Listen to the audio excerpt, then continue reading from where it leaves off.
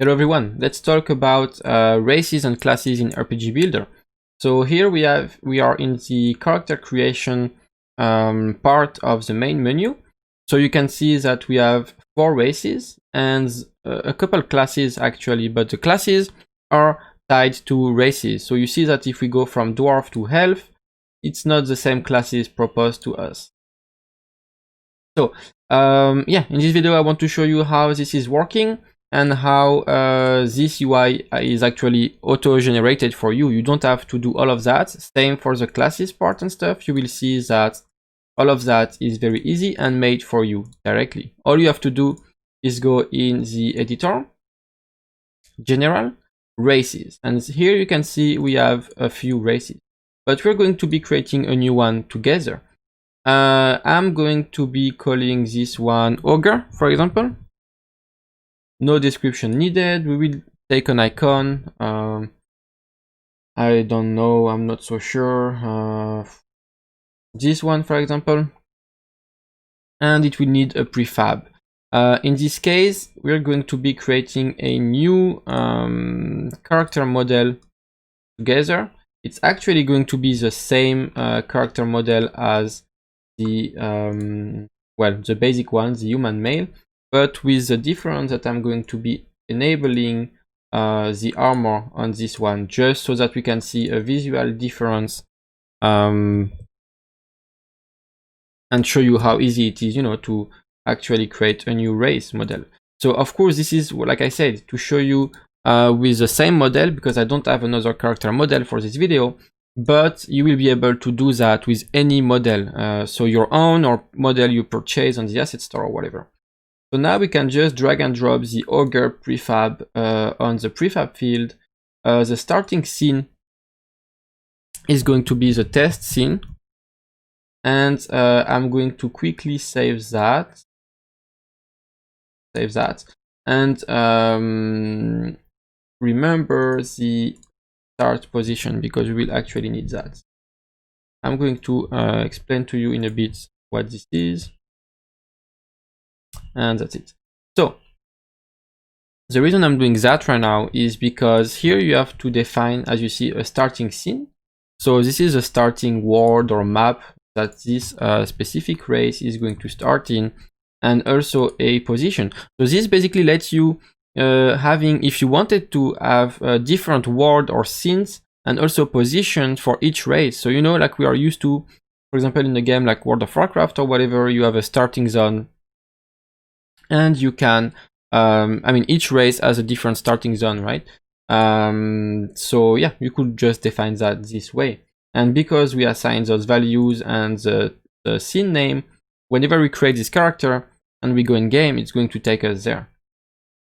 Here you can see that there is a available classes field. So whatever you set here, you can have as many classes as you want per race.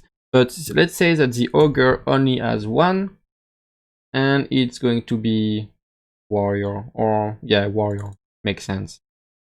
So let's do that. And the last thing you can choose for your race as at the moment is stats. So let's add 2 custom stats, and let's say that Ogre start with a bonus 30 armor and a lot more health also. So for example, 450 extra health. And we can just hit save. Now, if we already go in game and go to the character creation menu, you can see that without us doing anything in the UI, automatically the Ogre race was added. And what's even more amazing is that the model is indeed changing, because, you know, it's a different prefab now. So if you would have your actual Ogre model drag and drop there, that would be working exactly the same way. And on top of that, you see that when we select it, only the warrior class is available, because that's what we decided.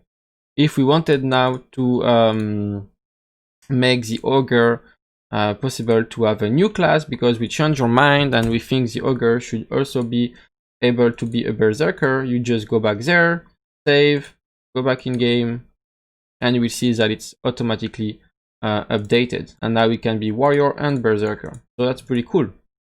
Now let's look at the classes.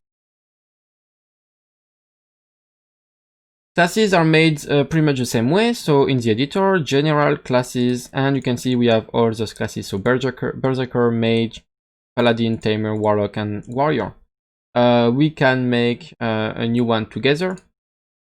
Let's call it, what could we do? A Death Knight, I guess.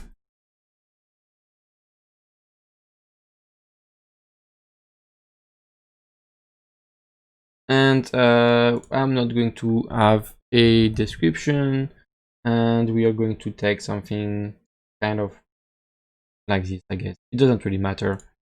For the level template, we're going to be using the test template, which is what I'm using right now to test things, you know. But the level template pretty much is, you should watch a previous video I made, which is literally dedicated to that, level templates. But this is what define how many levels you're going to have with this class, and how much experience you're going to get, you're going to be required to get per level. Same as races, the classes can have custom stats. So a Death Knight could also start with custom stats. Let's just make one to keep things simple. But the Death Knight could start with extra strength, for example. So let's say 40. And it also has combat trees.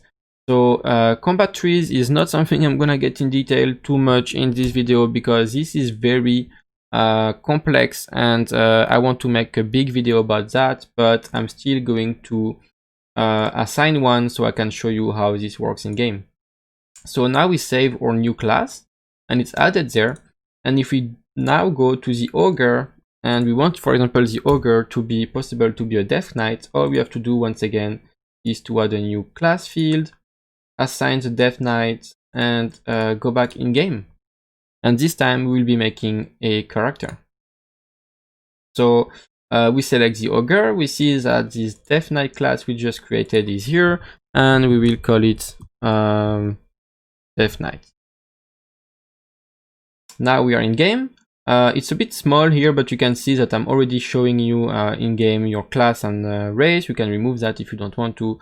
I was actually just using this for testing, but you can see that it's showing the ogre race and the Death Knight class. We can also note that we have 1950 HP. So if we look at the stats here, we have 450 extra health, and this is because of the stats we, assigned on your races and classes. You can see that we start with 40 strength and also 30 armor. So these are all the things we did together, and that are, automatically calculated for your races and class. So that's pretty cool.